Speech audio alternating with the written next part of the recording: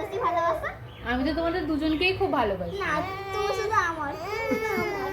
দেখ ভাই, মা শুধু আমার, মা শুধু আমার, মা শুধু আমার, মা শুধু আমার। আচ্ছা আচ্ছা, আমি তোদের দুজনেরই হয়েছে।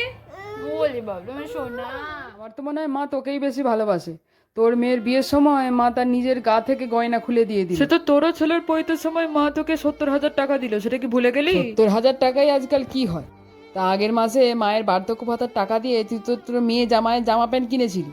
ও, আর তোর ছেলেকে যে মাঝে মাসে মাসে হাত খরচার জন্য টাকা পয়সা দেয়, সেটা কি তোর চোখে পড়েনি? দেখ, আমি ছেলেটাকে একটা ভালো জায়গায় ভর্তি করেছি, তাই আমার পক্ষে মাকে সারা জীবন দেখে রাখা অসম্ভব। আরে সে তো আমারও মেয়ের বিয়ে হলো, এতগুলো টাকা খরচা হলো, তা আমি কি করে দেখবো? ও তাহলে এক কাজ কর, 6 মাস আমি দেখি, 6 মাস তুই দেখ। না না, ও 6 মাস টানা রাখা যাবে না।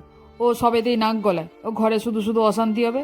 তাহলে এক কাজ কর, 15 দিন আমি ভাত দিচ্ছি, 15 দিন তুই ভাত। সে হলে তো তোর বৌদিরও অনেক সুবিধা হয়।